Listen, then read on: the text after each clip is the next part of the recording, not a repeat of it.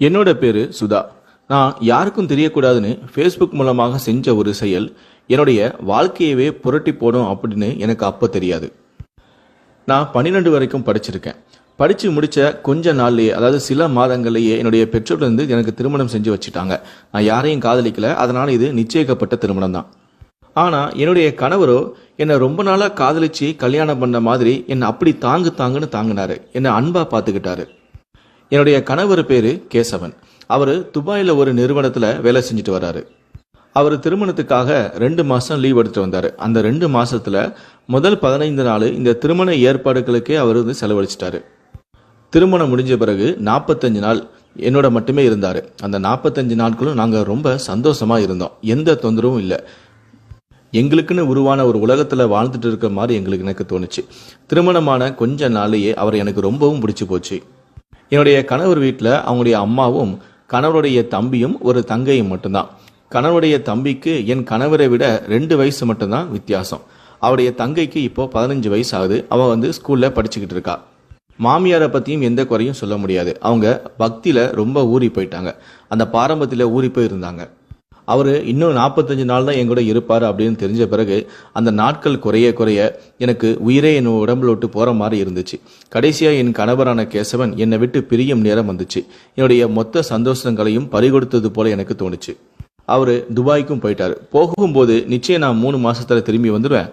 அதுக்கப்புறம் எனக்கு எப்படியும் 3-4 மாதங்கள் வந்து எனக்கு விடுமுறை கிடைக்கும். நாம் மீண்டும் சந்தோஷமாக இருக்கலாம். வாய்ப்பு இருந்தால் போகும்போது நான் உன்னை என்னுடைய வந்து துபாய்க்கு நான் கூட்டிகிட்டு போகிறேன் அப்படின்னு சொல்லி போகும்போது எனக்கு ஒரு சின்ன நம்பிக்கையை ஊட்டிட்டு போனார். ஆனால் அவர் கூறியது போல எதுவுமே நடக்கலை. அப்போ தான் தெரிஞ்சது அவர் பொய் சொல்லியிருக்கார் அப்படின்னு சொல்லிட்டு. தனிமை என்ன வாட்டத் தொடங்கியது. அவர் சென்று சில நாட்கள் வரை நடைப்பணமாக தான் நான் வாழ்ந்துக்கிட்டு இருந்தேன். எதுவுமே எனக்கு பிடிக்காம யாரிடமும் பேசாமல உள்ளுக்குள்ளே நான் அழுதுகிட்டே இருந்தேன். இரவு நேரங்களில் அறையில் என்னையும் மீறி அழுது கொண்டிருப்பேன். அப்போதெல்லாம் என்னுடைய மாமியார் தான் எனக்கு ஆறுதல் கூறுவாங்க. சரிம்மா, போக பழகிறோம், வாழ்க்கையில் இதெல்லாம் சகஜம்தான் அப்படின்னு சொன்னாங்க. அவர் சென்ற பிறகு என்னை இன்னும் அதிகமாக கவனித்து கொண்டாங்க என்னுடைய மாமியார். சிறு சிறு விஷயங்கள் என்றாலும் பொறுமையாக சொல்லி கொடுப்பாங்க. இப்படியே 1 வருடம் போயிடுச்சு. 3 மாசத்துல திரும்பி வந்துடுவேன், உன்னையும் கூட்டிட்டு போனது 1 வருஷம் வரவே இல்லை. இதற்கிடையில என்னுடைய கணவருடைய தம்பிக்கும் திருமணம் செய்ய மாமியார் வந்து முடிவு செஞ்சாங்க. நல்ல இடமான பொண்ணை பார்த்து நிச்சயமும் முடிக்கும் முன்னரே ஏதோ தெரியல கணவருடைய தம்பி அந்த திருமணத்தை நிறுத்திட்டாரு. அனைவருக்கும் அவரிடம் காரணம் கேட்க அவரும் அதை பற்றி வாயை திறக்கவே இல்லை. எதுக்காக திருமணத்தை நிறுத்தினாரு யாருக்குமே தெரியல. என்னுடைய கணவருடைய தம்பி உள்ளூர்ல ஒரு நிறுவனத்துல வேலை செய்யறாரு. காலையில 9 மணிக்கு போனா மாலையில 5 மணிக்கெல்லாம் வீட்டுக்கு திரும்பிடுவாரு. நல்ல சம்பளமும் வாங்குறாரு. என்னிடம் அவர் அதிகமாக பேசியதும் கிடையாது. மாமியாரிடம் தான் ஏதாவது விஷயம் இருந்தா கேட்டு தெரிஞ்சுக்குவாரு. வீட்டுக்கு தேவையான அனைத்து வேலைகளையும் அவரே செய்தும் கொடுப்பாரு. அவரிடம் அதிகம் பேசாததால அவரை பற்றியும் எனக்கு முழுமையாக எதுவுமே தெரியல. அவரை புரிஞ்சுக்கவும் முடியல. கணவருடைய தங்கையும் இப்பதான் 9ஆம் வகுப்பு படிச்சுட்டு வரா. அவ வெளியூர்ல இருக்கக்கூடிய ஒரு ஹாஸ்டல்ல தங்கி படிப்பதால அவளும் எப்போதாவது தான் தன்னுடைய வீட்டுக்கே வருவா. மாமனார் அரசாங்க உத்தியோகத்தில் இருக்கிறவர். எனக்கு திருமணமான முன்பே அவர் இறந்துட்டார். அவருடைய பென்ஷன் பணமும் மாமியாரிடம் தான் வருது. பணத்திற்கு வீட்டில் எந்த விதமான குறையும் இல்லை. ஆனாலும் எனது கணவர் முழு சம்பளத்தையும் எனது மாமியார் பேரிலேயே அனுப்பி வைப்பார். என் கணவருடைய பணத்தில் இருந்து தான் வீட்டிற்கு தேவையான செலவுகளையும் செஞ்சு கொண்டிருந்தாங்க என்னுடைய மாமியார். இதை பற்றி நான் பலமுறை கணவரிடம் கேட்டதுண்டு. சில நேரங்களில் அம்மா எது செஞ்சாலும் நன்மையாகவே இருக்கும்னு எனக்கு பொறுமையாக பதிலளிப்பார். சில நேரங்களில் கோபப்பட்டு இப்போது தானே நீ எனது பணம் உனது பணம் என்று பிரித்து பார்க்கிறா அப்படின்னு சொல்லிட்டு அதையும் கோபப்படுவார். மாமியார் எனக்கு தேவையான அனைத்து பொருட்களையும் வாங்கி கொடுத்துருவாங்க. ஆனாலும் என் மேலே ஒரு கண்ணு வச்சுக்கிட்டே இருந்தாங்க. நான் என்ன செய்துக்கிட்டு இருக்கேன், எங்கே போகிறேன் என அனைத்தையுமே உன்னிப்பாக கவனிக்கவும் தொடங்கினாங்க. அது எனக்கும் தெரிய ஆரம்பிச்சது. என்னுடைய மாமியார் என்ன நோட் பண்ணுறாங்க அப்படின்னு சொல்லிட்டு. நானும் கணவர்கிட்ட அடிக்கடி தொலைபேசியில் பேசுவதும் உண்டு. சில நேரங்களில் வீடியோ கால்லையும் பேசுவது உண்டு. கணவர் என்னுடைய அழகை பற்றி வெகுவாக புகழ்வார். எனக்கு எது சந்தோஷமாக இருக்கும், அவர் என்னை பற்றியும் என் அழகை பற்றியும் புகழும் ஒவ்வொரு வார்த்தையும் நான் ரசித்து கொண்டு இருப்பேன். அதற்கு தகுந்தாறு போல நானும் என்னை அலங்கரித்து கொண்டு வீடியோ காலில் பேச ஆரம்பித்தேன். இதை என்னுடைய மாமியாரும் கவனிச்சுட்டே இருந்தாங்க. ஒரு நாள் என்ன மாமியார் அழைச்சி, வயசுக்கு வந்த பொண்ணு வீட்டில் இருக்கா, கல்யாணம் ஆகாத உனது கணவனுடைய தம்பியும் இருக்கான், நீ எப்படி உன்னை அலங்கரித்து கொள்வதால அவளுடைய மனமும் உன்னை பார்த்து கெட்டுப்போக வாய்ப்பு இருக்கு. அதனால நீ எப்பொழுதும் போலவே சாதாரணமாக இரு, என என்னுடைய மாமியார் கண்டிஷன் போட்டாங்க. இது எனக்கு ஏமாற்றமாக இருந்தது. மாமியார் என்பதால என்னால் ஒன்றுமே சொல்லவும் முடியலை. நானும் பகல் நேரங்களில் சாதாரணமாக இருந்துட்டு இரவு நேரங்களில் மட்டுமே என்னை ரூமுக்குள்ளே போன பிறகு என்னை அலங்கரிச்சுக்கிட்டு அறையை நான் பூட்டிக்கிட்டு தான் என்னுடைய கணவர்கிட்ட நான் வீடியோ காலில் பேச ஆரம்பித்தேன். கணவரிடமும் சில நேரம் இந்த தனிமை என்னை கொள்கிறது, தயவு செய்து சீக்கிரமாக வந்து விடுங்கள் என்று என்னையும் மீறி அழுது கொண்டிருப்பேன். அவரும் இன்னும் சில மாதங்கள் தான் வந்து விடுவேன், இங்கு சம்பாதிக்கும் பணத்தை வைத்து சிறிதாக தொழில் தொடங்கலாம் என்று முடிவெடுத்திருக்கிறேன் அப்படின்னு சொன்னார். அதன் பிறகு உன்னை விட்டு நான் எங்கேயுமே செல்ல மாட்டேன், நாமும் சந்தோஷமாக இருக்கலாம் என்று எனக்கு உறுதியும் அளிப்பார். நானும் சில நாட்கள் அமைதியாக இருந்தேன். ஆனால் அந்த தனிமை என்னை சிறிது சிறிதாக கொல்ல ஆரம்பித்தது. தலையணையே எனக்கு கணவனாக மாறியும் போனது. குளிக்கும் போதும் அந்த அழகை ரசிப்பதற்கு என் கணவர் இல்லையே என்று மனவேதனையும் எனக்கு உண்டானது.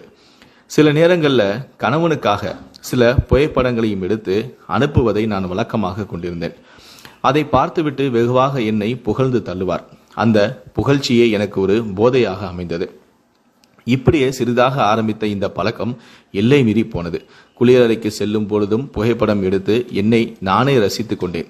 சில கவர்ச்சியான புகைப்படங்களையும் எடுத்து வைத்திருந்தேன். சில புகைப்படங்களை கணவனுக்கும் அனுப்பி வைத்திருந்தேன். இதை பார்த்தாவது சீக்கிரம் என்னை தேடி வந்து விடுவார் என்று நான் நம்பினேன். ஒரு வருடம் என்பது 2 வருடங்கள் ஆகி போனது. கணவர் வந்த பாடில்லை. கேட்டாலும் ஏதேதோ காரணங்களை சொல்ல ஆரம்பித்தார். நான் தனிமையில் மனவேதனைக்கு ஆளானேன்.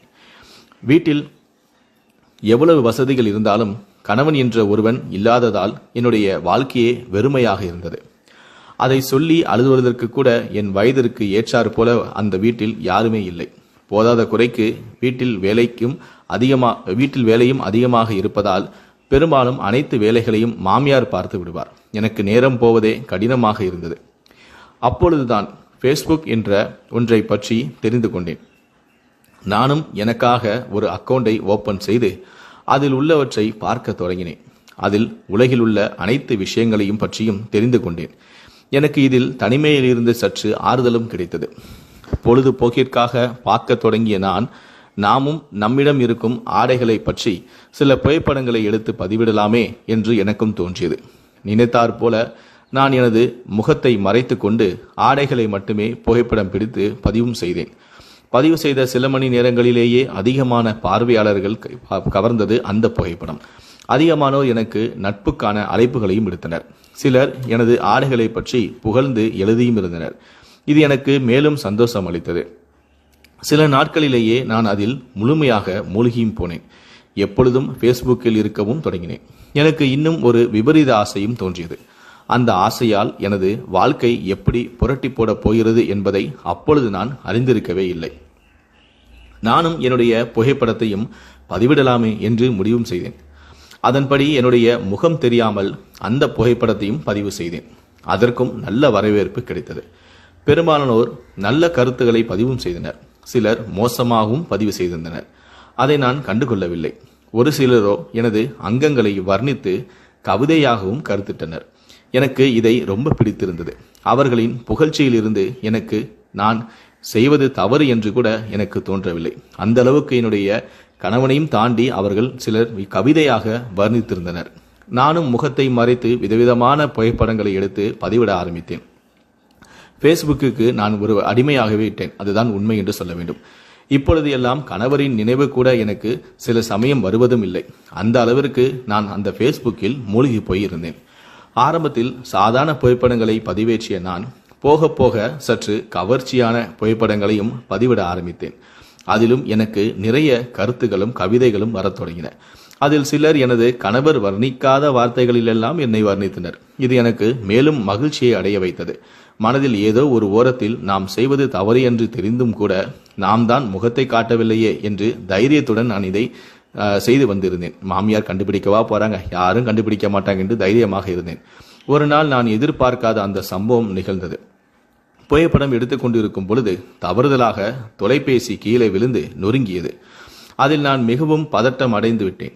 நானே விழுந்திருந்தால் கூட அவ்வளவு கவலைப்பட்டிருக்க மாட்டேன். நானும் சில நிமிடங்கள் என்ன செய்வது என்று தெரியாமல் தவித்து விட்டேன். என்னையும் அறியாமல் சில நொடிகள் அழுதும் விட்டேன். ஏனால் பல நாட்களாக நான் ஃபேஸ்புக் யூஸ் பண்ணித்ததால் இனி நான் இதை எப்படி யூஸ் பண்ணுவேன் என்று தெரியாமல் நான் அழுது விட்டேன். தொலைபேசி இல்லாமல் அன்று முழுவதும் என்னால் இருக்கவே முடியவில்லை. நான் அந்த அளவுக்கு அதற்கு அடிமையாகி இருந்தேன்.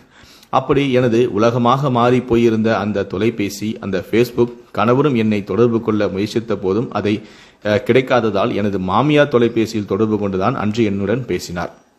உனது தொலைபேசிக்கு என்ன ஆனது என்று கேட்கும் பொழுது நான் விவரத்தை சொல்லி, அவரும் எனது தம்பியிடம் உனது தொலைபேசியை கொடு, அவளுக்கு தெரிந்த நண்பர்கள் நிறைய பேர் உள்ளனர், அவன் சரி செய்து கொடுப்பான் என்றார்.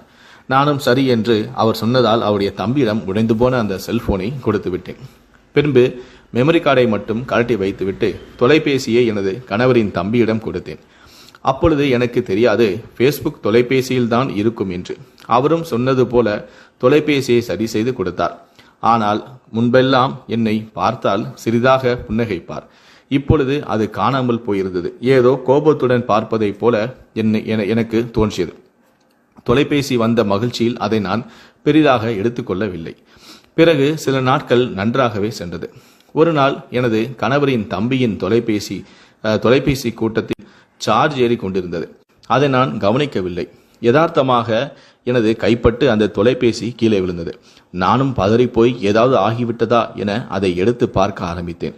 அப்படி பார்க்கும்போது எனக்கு பெரும் அதிர்ச்சியாக இருந்தது. காரணம், நான் ஃபேஸ்புக்கில் பதிவேற்றிய அனைத்து புகைப்படங்களையும் அவருடைய தம்பி அவருடைய மொபைல் போனில் சேவ் பண்ணி வைத்திருந்தார். மொபைல் விழுந்த சத்தத்தை கேட்டு அவரும் வந்துவிட்டார்.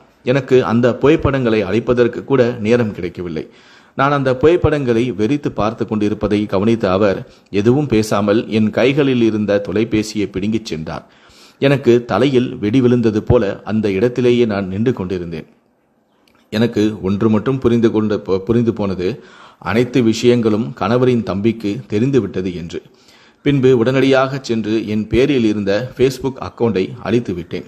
அதிலிருந்து புகைப்படங்கள் அனைத்தையுமே நான் சேர்த்ததுதான். ஆனால் கணவரின் தம்பியிடம் இருக்கும் தொலைபேசியில் உள்ள புகைப்படங்களை எப்படி அழிப்பது என்று எனக்கு தெரியாமல் குழம்பி போனேன். காரணம், முகம் மறைக்காமல் அதை புகைப்படங்களை எனது கணவருக்கு அனுப்பி வைத்திருந்தேன்.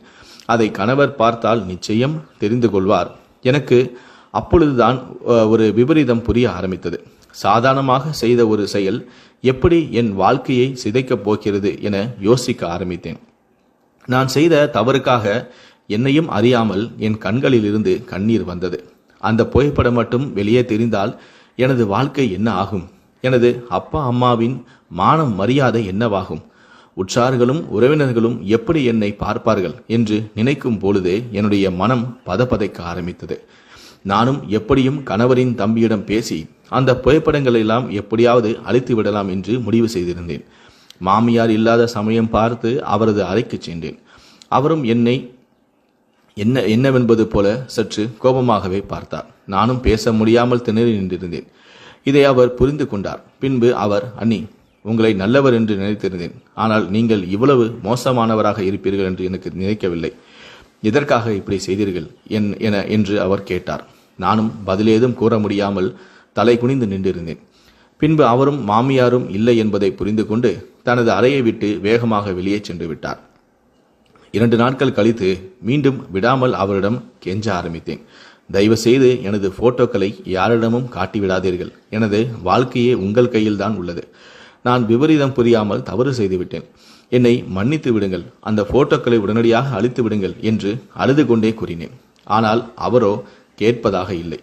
என்னிடம் ஒரு வார்த்தை கூட அவர் பேசவில்லை. அவர் கண்களில் கோபம் மட்டுமே தெரிந்தது.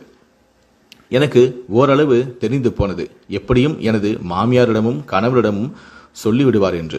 எனக்கு வேறு வழியும் இல்லை. என்ன செய்வதென்று எனக்கு புரியவும் இல்லை. எப்படியாவது என்ன விலை கொடுத்தாவது அந்த புகைப்படங்களை அழித்தால் போதும் என்ற மனநிலைக்கு நான் வந்துவிட்டேன்.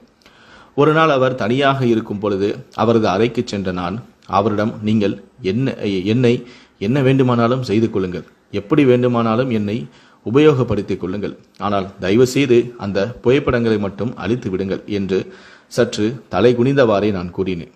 அவரது முகத்தை பார்க்க எனக்கு தைரியம் இல்லை. எனக்கு ஒரு சிறு நம்பிக்கை இருந்தது, நாம் அவ்வளவு அழகாக இருக்கிறோம், எப்படியும் அதில் மயங்கி விடுவார் என்று. ஆனால் நான் நினைத்தது நடக்கவே இல்லை. அண்ணி இவ்வளவு நாள் போனால் போகிறது என்று நான் இருந்தேன். இதற்காக நீங்கள் இவ்வளவு கீழ்த்தனமான வேலையெல்லாம் செய்ய துணிந்து விட்டீர்களே என்று உங்களுக்கு தெரிகிறதா? இங்கிருந்து வெளியே சென்று விடுங்கள் என்று கோபமாக கத்தத் தொடங்கினார்.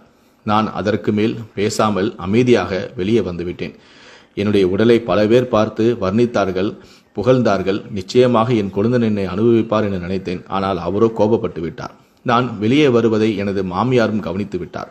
பிறகு என்னை அழைத்து அவனின் அறையில் உனக்கு என்ன வேலை, எதற்காக அங்கே சென்றாய் என்ற கேள்வி கேட்க ஆரம்பித்தார். நானும் பதட்டமடைந்தேன். ஆனாலும் சமாளித்து எனது தொலைபேசி மீண்டும் பழுதடைந்து விட்டது, அதை பற்றி கூறலாம் என்றுதான் சென்றேன் என்றேன். ஆனாலும் அவர் நம்புவதாக தெரியவில்லை. பிறகு என்னிடமும் எந்த கேள்வியும் கேட்கவும் இல்லை. மறுநாள் என்னுடைய மாமியாரும் கணவரின் தம்பியும் தனித்தனியாக பேசிக் கொண்டிருப்பதை கவனித்தேன். எனக்கு உலகமே இரண்டு போனது. எப்படி கணவரின் தம்பி மாமியாரிடம் அனைத்து விஷயங்களையும் சொல்லிவிடுவார் என்றுதான் தோன்றியது. மாமியாரும் என்னிடம் எதுவும் கேட்கவும் இல்லை. எனக்கு குழப்பமாகவே இருந்தது. அவர் சொல்லியிருப்பாரா மாட்டாரா என்று. அன்று இரவு எப்பொழுதும் போல எனது கணவர் என்னை தொலைபேசியில் தொடர்பு கொண்டார். பின்பு என்னிடம் இவ்வளவு நாள் எனது அம்மா என்னை ஊருக்கு அழைத்ததில்லை, ஆனால் இன்று நீ சீக்கிரமாக ஊருக்கு வந்துவிடு என்கிறார். எனக்கு ஒரே குழப்பமாக உள்ளது. யாருக்கும் உடம்பு சரியில்லையா அல்லது வேற ஏதாவது பிரச்சனையா என்று என்னிடம் கேட்டார். எனக்கு தூக்கி வாரி போட்டுவிட்டது. எனக்கு என்ன சொல்வதென்றே தெரியவில்லை. எதற்காக மாமியார் அப்படி சொன்னார் என்றும் புரியவில்லை. நானும் எனக்கு தெரியாது என்று கூறிவிட்டு தொலைபேசியை வைத்து விட்டேன். அன்று இரவு முழுவதுமே எனக்கு தூக்கமே இல்லை. தவித்து போனேன். நமது வாழ்க்கை என்ன ஆகுமோ என்று பயந்து கொண்டே இருந்தேன். எனக்கு தூக்கமே வரவில்லை. எனக்குள் பல யோசனைகள் ஓடிக்கொண்டே இருந்தது. சில நாட்களிலேயே அனைத்தையும் முடித்துவிட்டு கணவரும் ஊருக்கு வந்துவிட்டார். 2 வருடங்களாக இந்த நாளுக்காக தான் நான் எதிர்பார்த்து காத்திருந்தேன். ஆனால் என்னால் அதை முழுமையாக அனுபவிக்க முடியவில்லை. காரணம், அனைத்து விஷயமும் கணவருக்கு தெரிந்துவிடுமோ என்ற பயம்தான் எனக்குள் அதிகமாக இருந்தது. என் கணவர் வந்துவிட்டார் என்று சந்தோஷம் துளி கூட இல்லை. அவர் வந்து 2 நாட்கள் வரை யாரும் அவரிடம் அதிகமாக பேசவும் இல்லை.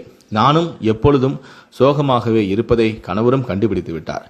என்னிடம் காரணம் கேட்க நானும் உடம்பு சற்று சரியில்லை என்று சொல்லி எப்படியோ சமாளித்து விட்டேன். எப்போ அந்த விஷயம் என் கணவருக்கு தெரியும், எப்போ வீட்டுக்குள் பூகம்பம் வெடிக்கும் என்று நான் எதிர்பார்த்து இருந்தேன். அதே சமயம் நானும் வாய்ப்பு கிடைக்கும் போதெல்லாம் என் கணவனின் தம்பியிடம் கெஞ்சி கொண்டு இருந்தேன். ஆனால் அவரோ எதையும் கேட்காத கல் நெஞ்சம் கொண்டவராகவே இருந்தார். 3 நாள் கழித்து எனது கணவரும் மாமியாரும் கணவரின் தம்பியும் பேசிக் கொண்டிருந்தனர். நான் என்ன பேசுகிறார்கள் என்று கவனிக்க என்னை பார்த்த மாமியாரும் வேறு வேலைகளை சொல்லி என்னை அனுப்பி வைத்தார். பின்பு அனைத்து வேலைகளையும் முடித்துவிட்டு நான் அறையில் காத்திருக்க எனது கணவரும் கோபமாக என்னிடம் வந்தார். என்னிடம் உனது போட்டோக்களை ஃபேஸ்புக்கில் போட்டாயா என கேட்க நான் அதிர்ந்து போனேன். அனைத்து விஷயங்களையும் கணவரின் தம்பி சொல்லிவிட்டார் என்று எனக்கு புரிந்தது. அதை நான் தெரிந்து கொண்டேன். எனக்கு அது பேரதிர்ச்சியாக இருந்தது. நானும் அமைதியாக நின்று கொண்டிருந்தேன். பின்பு அவர், எதற்காக அப்படி செய்தாய்? உன்னை எவ்வளவு நம்பினேன்.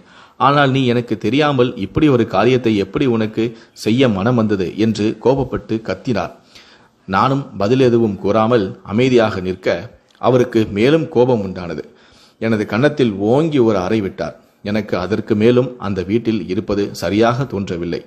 அதையே வாய்ப்பாக பயன்படுத்தி கொண்டு எனது துணிமணிகளை எல்லாம் எடுத்துக்கொண்டு எனது அம்மா வீட்டிற்கு நான் புறப்பட்டேன். மாமியாரும் கணவரும் என்னை தடுத்தனர். ஆனால் நான் எதையுமே கேட்கவில்லை. இரவோடு இரவாக எனது அம்மா வீட்டிற்கு வந்து சேர்ந்து விட்டேன். எனது வீட்டில் உள்ளவர்களும் பதறிப்போனார்கள். நானும் அவளிடம் எதையுமே கூறவில்லை. மறுநாள் காலை எனது அம்மா மட்டும் என்னிடம் விசாரிக்க ஆரம்பித்தார். நானும் முதலில் சமாளித்தேன். ஆனால் அனைத்து விஷயங்களையும் எனது அம்மாவிடம் சொல்லும் பழக்கம் எனக்கு இருந்தது. நானும் அவரிடம் எனது புகைப்படத்தை ஃபேஸ்புக்கில் போட்டுவிட்டேன். அதனால் கணவர் என் மேல் கோபப்பட்டார் என்று உண்மையை சொன்னேன். எனது அம்மாவிற்கு அதை பற்றி ஒன்றுமே தெரியவில்லை. ஏன்னா அவர்களுக்கு ஃபேஸ்புக் பற்றி தெரியவில்லை. எனக்கே திருமணமான பிறகுதான் ஃபேஸ்புக் பற்றி தெரிந்தது. பின்பு எப்படி என்னுடைய அம்மாவுக்கு தெரியும்? பின்பு நானும் மேலோட்டமாக விலக்கி கூறினேன். அம்மாவும் தனது மனைவியின் அழகை அடுத்தவர்கள் ரசிப்பதை எந்த கணவனும் விரும்ப மாட்டார். நீ செய்தது தவறுதான். அதற்காக அவர்கள் மேல் கோபப்பட்டு நமது வீட்டிற்கு வந்தது சரியல்ல. உடனடியாக நீ இங்கிருந்து கிளம்பிப்போ, சென்றுவிடு என்று என்னை வற்புறுத்தினார். நானும் 2 நாட்கள் தங்கிவிட்டு செல்கிறேன் என்று அப்போது அம்மாவிடம் சமாளித்தேன். அவரிடம் கேட்க அவரும் அரைகுறை மனதாக சரி என்று ஒத்துக்கொண்டார். எனக்கு தெரிந்து போனது நமது மானம் மரியாதையும் பெற்றோர்களின் மானம் மரியாதையும் எப்படியும் போய்விடும் என்று. இரவு முழுவதும் யோசித்துக் கொண்டிருந்தேன். ஒரு ஆண் மானத்தை இழந்தால் கூட வெளியூருக்கு சென்று பிழைத்துக் கொள்வான். ஆனால் ஒரு பெண்ணின் மானம் கலங்கப்பட்டால் அவள் எங்கு சென்றாலும் அவளால் அதை முழுமையாக மாற்ற முடியாது. அவளால் நிம்மதியாகவும் பாதுகாப்பாகவும் இருக்க முடியாது என்பதை தெரிந்து கொண்டேன். இதையும் எனக்கு ஃபேஸ்புக் தான் கற்றுக் கொடுத்தது. நன்றாக யோசித்து தற்கொலை செய்து கொள்ளலாம் என்ற ஒரு முடிவுக்கு வந்துவிட்டேன். எனக்கு தைரியமில்லை. ஆனால் வரப்போகும் காலங்களில் நாம் படும் வேதனைகளை விட இதுவே சிறந்தது என்று நான் எண்ணினேன். எப்படி தற்கொலை செய்து கொள்ளலாம் என்று முடிவெடுத்து விடியற்காலை கத்தியால் கைகளை அறுத்து கொண்டு படுத்துவிட்டேன். சிறிது நேரத்திலேயே மயக்கம் அடைந்து விட்டேன். காலை எனது அறையில் நான் இரத்த வெள்ளத்தில் கிடந்ததை பார்த்த அம்மா பதறி போனார்கள். உடனடியாக கூச்சலிட அக்கம் பக்கத்தினர் அனைவரும் அவர் சேர்ந்து என்னை மருத்துவமனையில் சேர்த்தனர். அங்கு எனக்கு தீவிரமான சிகிச்சையும் அளிக்கப்பட்டது. நெடுநேரம் போராட்டத்திற்கு பிறகு என்னை மருத்துவர்கள் காப்பாற்றினர். இந்த விஷயம் எனது கணவரின் வீட்டிற்கும் தெரிவிக்கப்பட்டது. கணவரின் வீட்டில் உள்ள அவர்களும் மருத்துவமனைக்கு வந்து சேர்ந்தனர். மருத்துவர்களும் ஒருவர் பின் ஒருவராக பார்த்துவிட்டு வாருங்கள் என்று அனுமதியும் அளித்தார். அப்பாவும் அம்மாவும் தனது பங்கிற்கு என்னை திட்டிவிட்டு சென்றனர். கணவருடைய வீட்டிலிருந்து மாமியார் முதலில் வந்தார். என்னிடம் நலம் விசாரித்துவிட்டு பின்பு பேசத் தொடங்கினார். மருமகளே, நான் உன்னை என்றும் மருமகளாகவே நினைத்ததில்லை. எனது மகளை போன்றுதான் உன்னை நான் கண்ணும் கருத்துமாக பார்த்து கொண்டிருந்தேன். கணவனை வெளிநாட்டில் விட்டுவிட்டு நீ படும் வேதனைகள் எனக்கு தெரியும். உனக்கு ஒரு அவமானம் என்றால் அது நமது குடும்பத்திற்கான அவமானம். அதனால்தான் உனக்கு சில கட்டுப்பாடுகளை விதித்து கவனமாக பார்த்து கொண்டேன். இருந்தும் நீ இதை போல தற்கொலைக்கு முயல்வாய் என்று நான் சிறிதும் நினைக்கவில்லை.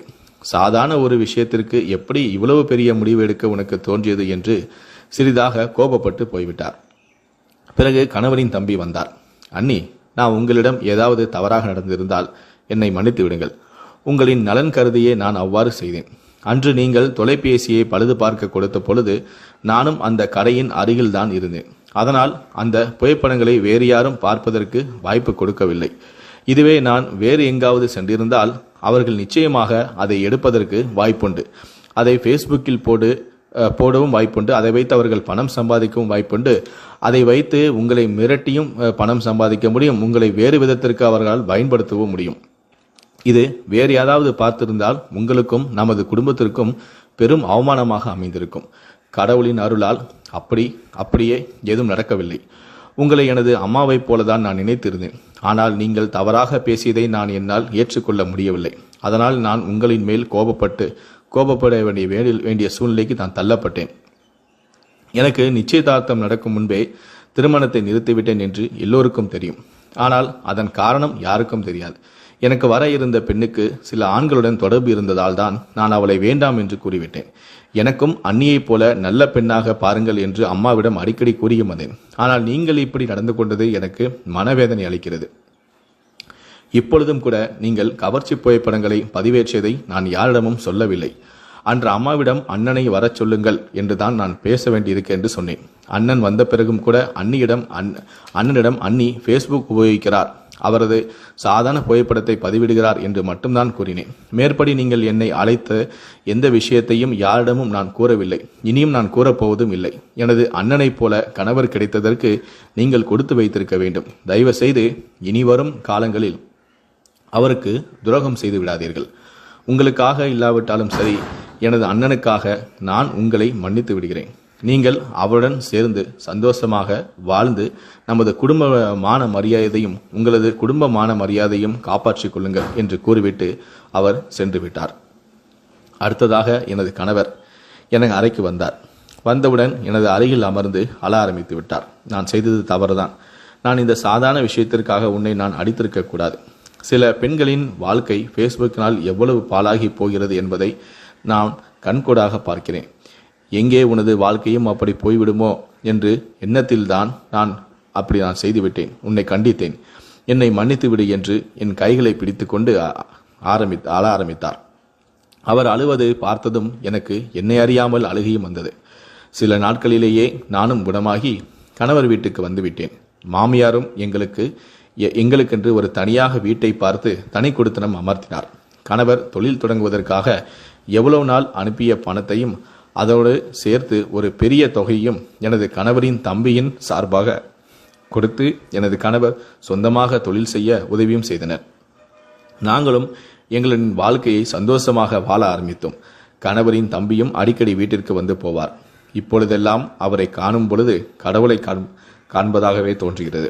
அவர் நினைத்திருந்தால் எனது வாழ்க்கையை வேறு விதமாக திசை திருப்பி கொண்டிருக்கலாம்.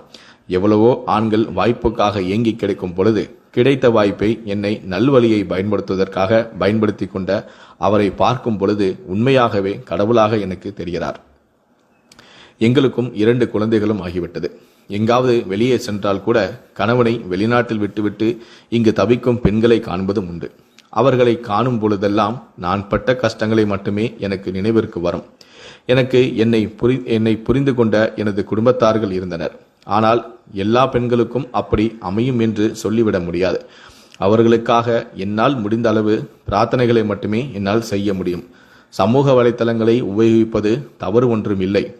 ஆனால் நமக்கே தெரியாமல் அதை தவறாக நிகழும் பொழுதுதான் நாம் மீள முடியாத ஒரு மிகப்பெரிய பிரச்சனையில் மாட்டிக்கொள்கிறோம். அதனால் நாம் வாழ்க்கையவே இழந்து விடுகிறோம். முடிந்த அளவுக்கு சமூக ஊடகங்களை பயன்படுத்தும் போது கவனமாக இருங்கள்.